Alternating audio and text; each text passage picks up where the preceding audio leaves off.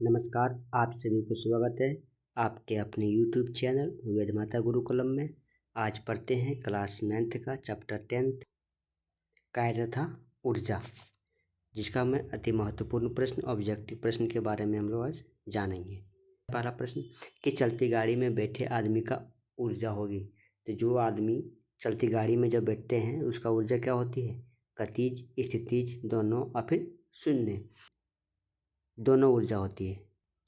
अगला प्रश्न है प्रश्न नंबर 2, 50 kg वस्तु को 10 मीटर ऊपर उठाने पर किया गया कार्य क्या है? तो स्थितिज ऊर्जा यहाँ पर क्या हो रही है? सीधा उठाया जा रहा है तो स्थितिज ऊर्जा है, यानी कि mgh। मास 50, जी ग्रेविटी 9.8 इंटू हाइट कितना उठाया जा रहा है? 10 मीटर। ठीक है, 50 इंटू 98 को 0094 यानी कि 4900। प्रश्न 3, चाबी वाली घड़ी में संचित ऊर्जा होती है कौन सी? स्थितिज ऊर्जा, गतिज ऊर्जा दोनों और फिर इनमें से कोई नहीं। तो चाबी वाली घड़ी जो होती थी पहले कलाई में पहना जाता था, उसमें क्या करते थे कि एक निश्चित टाइम होता था, उसमें चाबी दिया जाता था और चाबी देने के बाद फिर वो अपना ऊर्जा को संचित करके रखती थी और फिर अपना चलता ही रहता था। उसमें कौन सी ऊर्जा होती है? स्थितिज ऊर्जा। तो बल और विस्थापन का गुणनफल क्या है? तो बल फोर्स इंटू डिस्प्लेसमेंट विस्थापन, तो F इंटू एस। तो इसको क्या कहते हैं? कार्य कहते हैं। किसी भी कार्य को करने में बल और विस्थापन होती है। कोई वस्तु है, इस पर यदि बल लगाया जाता है तो इसको कैसे पता चलेगा कि बल लगा हुआ है? तो विस्थापन हुआ होता है, इसी कारण से इसमें हम जानते हैं कि बल लगा हुआ है। तो फोर्स इंटू डिस्प्लेसमेंट। ठीक है, पहाड़ पर रखे पत्थर में होती है कौन सी ऊर्जा होती है? गतिज, स्थितिज, परमाणु ऊर्जा और शून्य ऊर्जा। अगला प्रश्न है ऊर्जा क्या है? तो कार्य करने की क्षमता को, कार्य करने की दर को, कार्य करने के परिवर्तन को और इनमें से कोई नहीं। तो ये कार्य करने की क्षमता को हम लोग ऊर्जा कहते हैं। ऑप्शन 1 जो है करेक्ट आंसर है। ठीक है, प्रश्न अगला, किसी वस्तु पर 5 न्यूटन बल लग रहा है और बल की दिशा में वस्तु 2 मीटर जो से विस्थापित हो जाती है, तो किया गया कार्य क्या है? कोई वस्तु रखा हुआ है, यहाँ पर बल लगाया जा रहा है 5 न्यूटन। कितना? 5 न्यूटन बल लगाया जा रहा है और ये विस्थापित हो गया, यहाँ से होगा वस्तु यहाँ आ गया, यानी कि 2 मीटर का विस्थापित प्राप्त किया इसने विस्थापन। तो इसमें कितना बल लगाया, कितना फोर्स इसमें लगाया गया है, जो कि वस्तु यहाँ से उठ करके यहाँ चला गया है। तो इसके लिए फोर्स यानी कि बल के बराबर क्या होता है? फॉर्मूला कि F into S, force into S, यानी कि कार्य लगाया गया है कितना? F इंटू एस, जो पीछे हम बताए थे। तो फोर्स लगा है 5 न्यूटन और विस्थापन हुआ है 2, यानी कि 10 जूल। ऑप्शन नंबर 3 इधर सही है। प्रश्न नंबर 8, कार्य करने की क्षमता को कहते हैं क्या कहते हैं? ऊर्जा, शक्ति, बल और दाब, तो ऊर्जा कहते हैं। प्रश्न संख्या 9, h ऊंचाई पर स्थित द्रव्यमान वाली वस्तु की स्थितिज ऊर्जा क्या होगी? तो स्थितिज ऊर्जा के बारे में बात कर रही है, तो ये mgh, यानी कि प्रश्न ऑप्शन नंबर 1।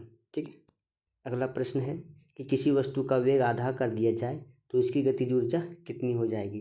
1/4, यानी कि 1/4 हो जाएगा। गतिज ऊर्जा का वेग यदि हाफ कर दिया जाए, आधा कर दिया जाए, तो उसका एक काइनेटिक एनर्जी जो होगा, गतिज ऊर्जा, वो 1/4 हो जाएगी, क्योंकि उसका जो ऊर्जा जो है सो वेग के वर्ग के सीधे समानुपाती होती है। अगला प्रश्न, किसी वस्तु का द्रव्यमान दोगुना करने पर इसकी गतिज ऊर्जा क्या हो जाएगी? जब गतिज ऊर्जा जो दोगुना कर दिया जाए तो गतिज ऊर्जा क्या होगी? दोगुना हो जाएगी, ये भी दोगुना हो जाएगी। ठीक है, क्योंकि वेग का ये समानुपाती होती है। प्रश्न नंबर 13, दो पिंड v तथा 3v के वेग से गतिशील है, उनके गतिज ऊर्जा का अनुपात क्या है? तो गतिज ऊर्जा का अनुपात पूछा जा रहा है यहाँ पर।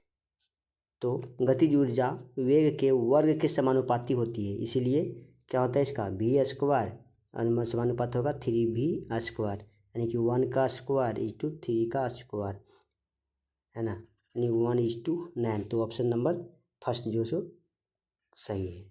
अगला प्रश्न है, एक कार्य करने की दर को क्या कहा जाता है? तो कार्य करने की दर को शक्ति कहते हैं। ठीक है, प्रश्न नंबर 15, शक्ति का एसआई मात्रक क्या होता है? वाट, न्यूटन, जूल और किलोमीटर। तो शक्ति का एसआई मात्रक वाट है। ऑप्शन नंबर पहला। जूल का प्रति सेकेंड किसका मात्रक है?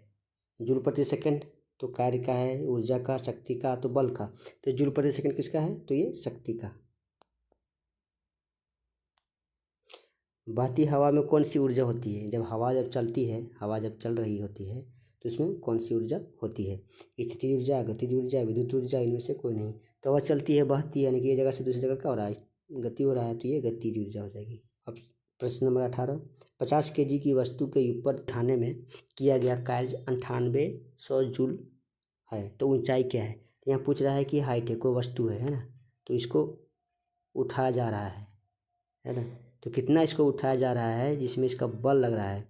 वस्तु का द्रव्यमान है 50 kg और इसमें जो बल लग रहा है वो 9800 जूल लग रहा है। स्थितिज ऊर्जा mgh, mass 50, 9.8 into height equal to 9800। ठीक है, अब हाइट इक्वल टू क्या हो जाएगा? 8। ये दशमलव हटाइए तो यहाँ ये जो आ गया है ना, 1 कट गया, 98 बन जा 100, 5 तो 20 बचे 100, यानी कि option number 2 right answer 20 metre. अगला प्रश्न है, ऊर्जा का एसआई मात्रक क्या है? वाट, कैलोरी, जूल तो किलोमीटर, किलोवाट। तो ये है जूल। ऊर्जा का एसआई मात्रक क्या होता है? जूल। प्रश्न संख्या 20, कार्य का एसआई मात्रक क्या है? जूल है, न्यूटन है, वाट है, इनमें से कोई नहीं। तो आपको पता है कि कार्य का एसआई मात्रक भी जूल ही है। ठीक है, स्थितिज ऊर्जा का व्यंजक है, तो स्थितिज ऊर्जा का व्यंजक यानी फॉर्मूला क्या है? तो mgh, ये क्या है? स्थितिज ऊर्जा का फॉर्मूला, यानी कि ऑप्शन नंबर 3। ठीक है, राइट आंसर। कार्य बराबर होता है, कार्य किसके बराबर होता है? बल गुने विस्थापन, बल गुने त्वरण, बल गुने वेग, बल गुने दूरी। तो आपको पता है कि वर्ग बराबर F इंटू एस, यानी कि बल गुने विस्थापन, यानी कि प्रश्न नंबर 1 ऑप्शन नंबर पहला जो सही ऑप्शन है। प्रश्न नंबर 23, कार्य करने के लिए दो दशाओं का होना आवश्यक है, कौन कौन सा? बल संवेग, बल विस्थापन, बल एवं द्रव्यमान और बल एवं त्वरण। तो इसमें से क्या होगा? तो बल एवं विस्थापन का होना जरूरी है बल। ठीक है, तो ऑप्शन नंबर 3, यानी कि यहाँ पर होगा 2, और एक क्रम ऊपर नीचे है। प्रश्न 24, कार्य का व्यापक सूत्र क्या होता है? तो कार्य फोर्स, यानी कि force into S into cos, यानी कि force into displacement into angle, ये भी व्यापक रूप होता है। तो ऑप्शन नंबर पहला जो है सो सही ऑप्शन है। प्रश्न 24, अगला है 25, ऊर्जा का सबसे बड़ा प्राकृतिक स्रोत क्या है? कोयला, प्राकृतिक गैस, सूर्य और पेट्रोलियम।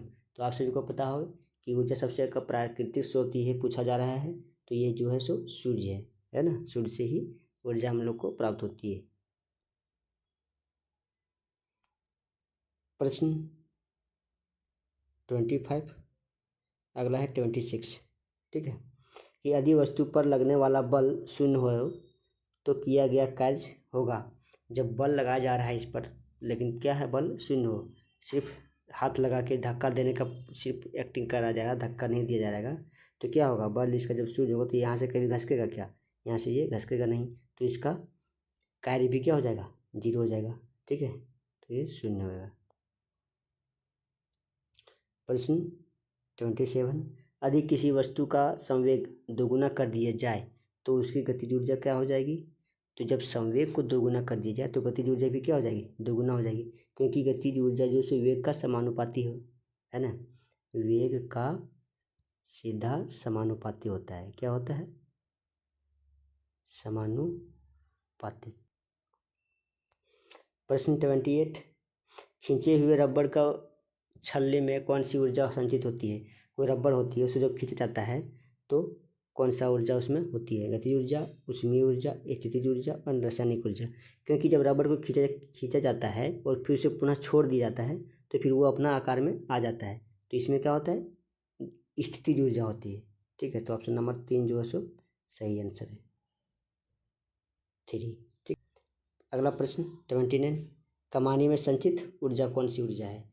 गतिज ऊर्जा, स्थितिज ऊर्जा, दोनों और कोई नहीं। तो इसमें जो खींचा जाता है तीर, जैसे कि तीर को खींच करके है इसको चलाया जाता है, फिर जब इसको छोड़ते हैं तो फिर ये अपना सही रूप में आ जाता है ना। तो वास्तविक रूप में आ जाता है, रबड़ की तरह ये भी है। इसमें भी क्या होगा? स्थितिज ऊर्जा होगी। कौन सी? स्थितिज। ऑप्शन नंबर 2 सही आंसर है। ठीक। प्रश्न नंबर 30, 1 किलोवाट में कितना जूल वाट होता है? तो 1000 वाट होता है। ठीक है, इसका सही आंसर है 1000। ठीक। तो आज के लिए इतना ही। तब तक के लिए धन्यवाद। आप सभी का दिन शुभ हो।